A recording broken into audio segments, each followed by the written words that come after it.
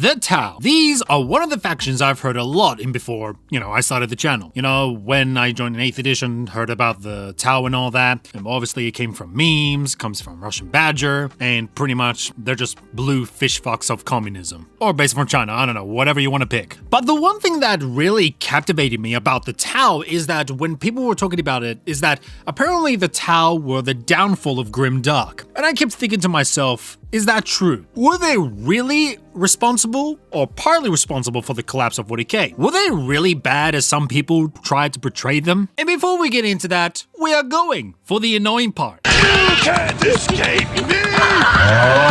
You there! Yes, you! Are you interested in doing something much greater? A cause, a purpose to fulfill? Then why don't you join in my legion, the Hoppeldas Legion? They're hoplites but in space, with guns and all that. You get the idea. A legion so great it will put the Ultramarines to shame. To join in the legion, there are different tiers you can have a look on Patreon. Unless you want something much more convenient, then you can go on YouTube memberships with emotes and badge to put on yourself with your prideful rank. If you don't like other options, then you can go to Ko-Fi, where there is a place where you can name your price and send a message if you need to. What do you get in return, you say? Well, I've considered to add your name in the Hall of Fame at the end of my video to show my appreciation of you sacrificing your wallet for the Legion. And it will make me more committed to do more videos in the future. So what are you waiting for? Become something greater. Join us, brother. And together, we'll wipe the degeneracy off the planet. That is all for this advertisement. Even though you skipped it, you fucking heretic. Heretic.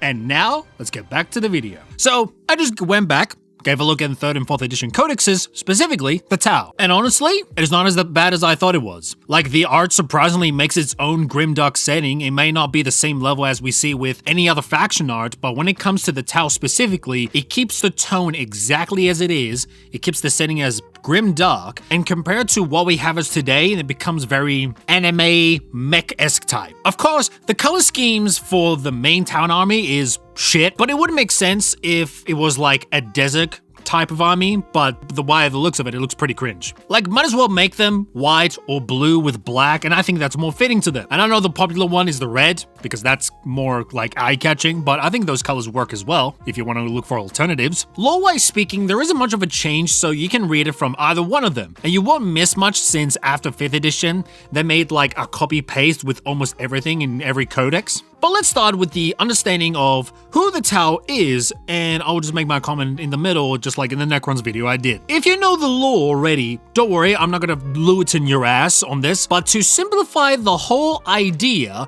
if you want the full context, then go and read 3rd and 4th edition codexes. Now, the Tau are an advanced species that was first encountered in their primitive time with the Mechanicum, since the Mechanicum didn't see them as a threat back then in the 35th millennium. And then they went back to yoink their ships and then come back to colonize the place. But the warp storms intervened them, so they couldn't get there for another 5k years more or less. And when they did came back, they already counted that the Tau already an advanced civilized race. Now, with the simplicity of that, now it makes you question is, how the fuck do they get from primitive to immediately being so civilized with a quick succession? Well, it's given in the codex how they came to being and how they advanced so quickly and fast. Now, to note on this, the way it is written are in such a positive light that it makes them very suspicious than the writers trying to make them as a good guys, as some people trying to say. Remember, the only good guys is the Imperium because we're human and they are not. GG easy, no contest. From here, it will explain certain things in the codex, like for some unknown reason their technology innovation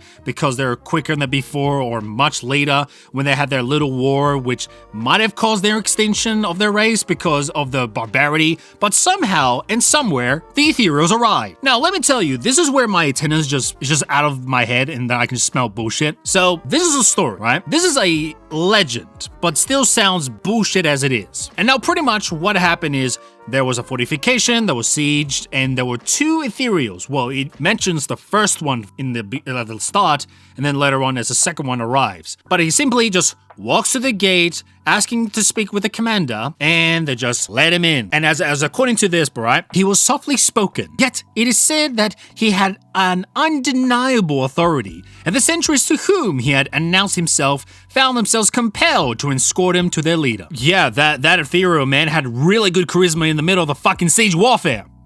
Sure. Pretty much they let him in, went to the commander, and they were talking about the greater good, which is not defined of what it is. It's never explained what the greater good is, but all we know is if we work together, we can achieve the greater good and not destroy ourselves entirely. Which the commander agreed, and the war ended and everyone worked together for the greater good. Now, from hearing that, it is suspicious as shit.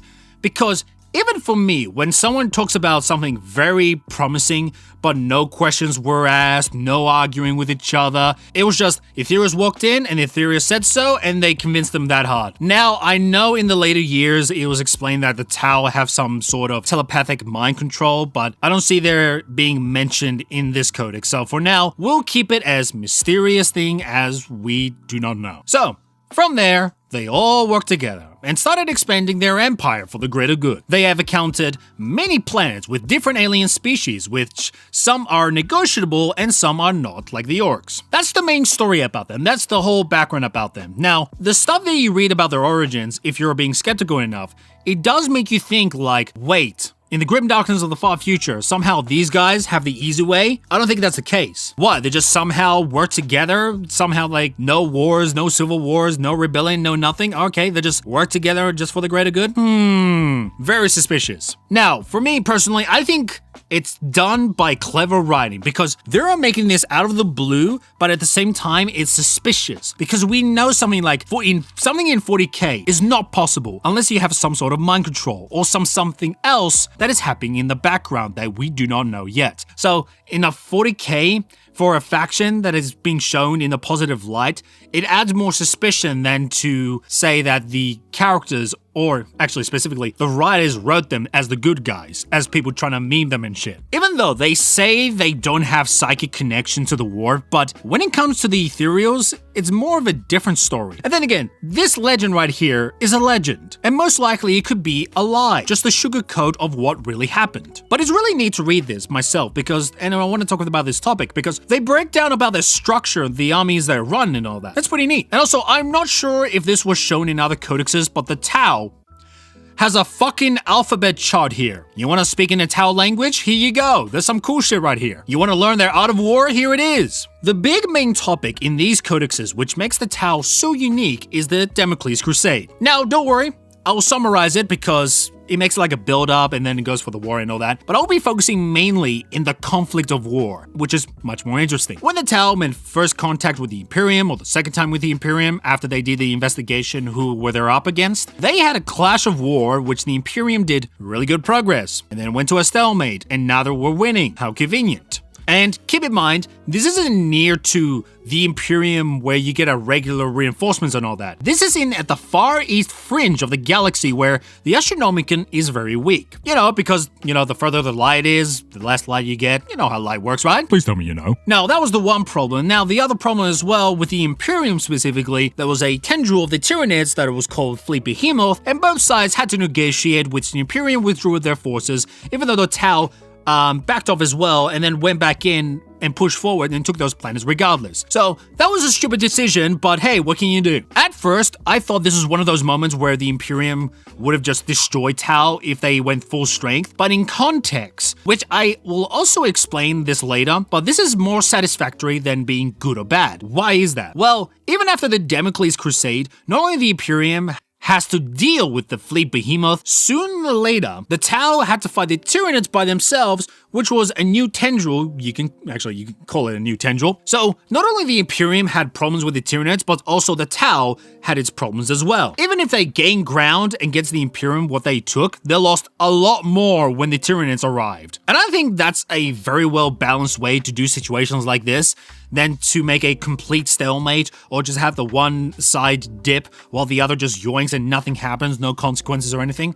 I think that would be much more annoying if that was the case, because that would be, again, like Abaddon versus Caligos story, but I'm fucking happy that wasn't the case. Honestly, Then again, there isn't much talking about the lore about these guys when it comes to the lore. But everything else with art and other short stories is actually not bad. And from doing videos talking about like different subjects, it makes me think the memes had a role in it. The guys that were talking about the Tau being the good guys, or these Tau are the commie blue fish fuckers that know nothing but the greater good. I would say all these things, right, were most likely misinterpreted or memed the fuck out of it, and people took it at face value and they took it so seriously. And I think most of it is just fucking misinterpretation, pretty much. If they misinterpreted Warhammer is for everyone, it's most likely people took these out of context and make these memes out of it because it's more entertaining. I think memes did the Tau dirty because it's not what people think they are. Sure, mech suits, which makes them a little bit more anime, but based from the 3rd and 4th edition artwork that is being shown here, I think they're just much more than just mech suits anime. They actually have their own thing, and I think that's important. Sure, they might have some elements and some Eastern influence like in Dawn of War, but they are unique enough to be separated from what people try to claim based from memes. The Tau are just a minor threat, and of course, the more they grow, the more threatening they are and what they become, but they are too small and too little in a conflict that is in the universe of 40k. Orcs, Tyranids, Eldar, humanity, which is the Imperium and all that. All these big players are way more bigger than the Tau, and I don't think they will be like advancing and capturing planets as they see fit. Despite all the technological advancement, if there's enough of a big threat to wipe out Tau on the map, they could have done that, like the Imperium. Sure, like they could have done that. They could have just amassed their forces and then just go in and destroy their Tau. But the problem with that is they are spread too thin and fighting against all enemies, which they're also too big to cover every single thing. And sure, if they want to go full force again, the Tau Empire, like how they did with the Great Crusade, they will leave themselves open for other alien threats that are more significant as well as the Tau. So I can't really blame for the Imperium when it comes to a situation like this and how it's written and all that, so I think this was pretty satisfactory. Now, listening for so long, does the Tau really ruin 40k universe? Maybe in the later stages, you know, when they made them more anime-esque type, but that comes from GW making them like that, or the current authors that make them like that, then the Tau itself, or the writers back in 3rd and 4th edition made them like that. But in this video, we're talking about the origins where the Tau was introduced, but I don't think they have ruined 40k or set any chinks in the armor to allow for its downfall. Now, what I would say is the one that started the chinks in the armor for the downfall of 40k would be 5th edition. And I think that is the pinnacle of its downfall, and it went all the way to 8th edition, and that's where they put the nail onto it. Like a good example is 5th edition Codex with Necrons, where they completely changed the atmosphere from 3rd and 5th. I've already done a video about that, you can check out that. Now, when it comes to the Tau by itself, I don't see that's the case. The faction, I would say, is more satisfactory than anything else. I don't see like a 5th edition Tau, or at least from what I've collected and somehow probably missed one book, but I don't see a 5th edition Tau. So, this is where I'm basing this off, right? And this is just 3rd and 4th edition Tau Codex. Check them all yourselves, whatever. But that will be it for this video. You can check me on Ko-Fi, Patreon, and YouTube memberships. You can check me on Discord if you want to join my community, or you want to keep yourself up to date on YouTube communities page. And thank you so much for watching, and I will see you on the next one. Goodbye, my brothers, and take care. Rise up in the morning.